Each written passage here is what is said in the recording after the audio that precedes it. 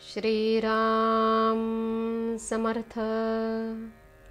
ब्रह्मानंदं परमसुखदं केवलं ज्ञानमूर्तिं द्वन्द्वातीतं गगनसदृशं तत्त्वमस्यादिलक्ष्यम् एकं नित्यं विमलमचलं सर्वधी साक्षिभूतं भावातीतं त्रिगुणरहितं सद्गुरुं नमामि।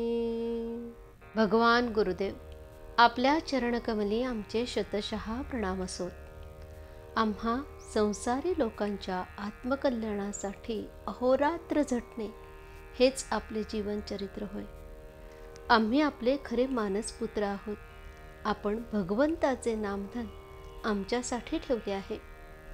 त्या नामात गोडी उत्पन्न व्हावी आणि आमचे मन नामात रंगून जावे, हीच आमची आपल्या चरणी एकमेव प्रार्थना आहे। जय जय रघुवीर समर्थ। प्रपंचाच्या अपूर्ण गोष्टीत केव्हाही समाधान मिळणार नाही।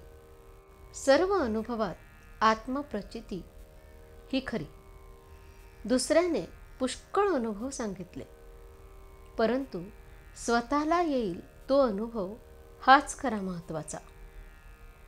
आत्मप्रचितीने जागरूकता येईल, भाव वाढेल, साधनाला जोर येईल आणि भगवत प्राप्ती लवकर होईल।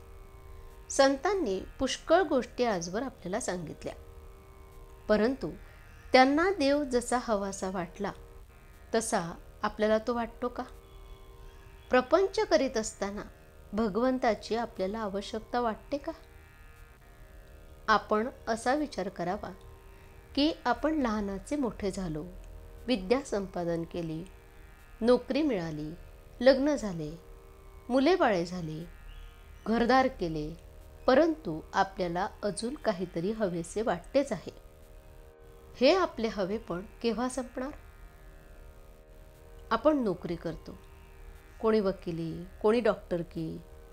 नोकरी करणारा मालकाला आपल्याशिवाय दुसरा कोणी नोकर मिळणार नाही म्हणून काही नोकरी करीत नाही, किंवा अशिलाला कोणी दुसरा वकील मिळणार नाही म्हणून वकील वकिली करीत नाही। म्हणजेच नोकरीवाला काय, डॉक्टर काय, वकील काय, कोणीही आपापले कर्म केवळ त्या कर्मासाठीच करीत नाही, तर त्यातून आपल्याला सुख मिळेल या ईर्षेने तो ते करीत असतो। परंतु आपण पाहतोच की सर्व काही केले, आयुष्यही संपले, तरी काहीतरी करण्याचे राहूनच जाते, त्याला पूर्णता येत नाही। एखादी गोष्ट आपल्याला मिळाली की आता ह्यापुढे काही करायचे उरले नाही असे काही वाटत नाही। आता काही एक नको आहे, जेवढे आहे त्यात समाधान आहे असे कधी वाटते का? पुढे कसे होईल, हे सर्व टिकेल का, ह्यात आणखी भर कशी पडेल याची विवंचना कायमच।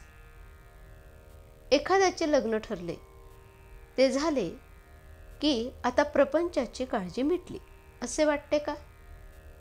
लग्न झाल्यावर समजा 5 वर्षे मूल झाले नाही तरी हा काळजी करतोच, आणि समजा मुलेच मुले झाली तरीही याची काळजी आहेच। तेव्हा या प्रपंचाच्या गोष्टी अपूर्ण आहेत, त्यातून समाधान लाभेल हे कसे शक्य आहे? ह्या गोष्टी एकातून एक निर्माण होणाऱ्या आहेत। ज्या ज्या म्हणून सुखाच्या गोष्टी मानल्या त्या सर्व जरी एकत्र केल्या तरी त्यातून समाधान निर्माण होणार नाही। ज्या गोष्टी अपूर्णच आहेत त्यातून पूर्ण स्वरूप असलेले समाधान कसे लाभेल? समजा एका वेड्याच्या इस्पितळात 200 वेडे आहेत। जर कोणी म्हणाले की आता आणखी 100 वेडे झाले की एक शहाणा त्यातून निर्माण होईल, तर हे कधी शक्य आहे का? आजचे बोधवचन: मनुष्याला किती असले म्हणजे पुरे होईल हे ठरलेले नाही। आहे त्या परिस्थितीमध्ये आपण समाधान मानले की जे आहे ते पुरेल। जानकी जीवन स्मरण जय जय राम. श्रीराम समर्थ.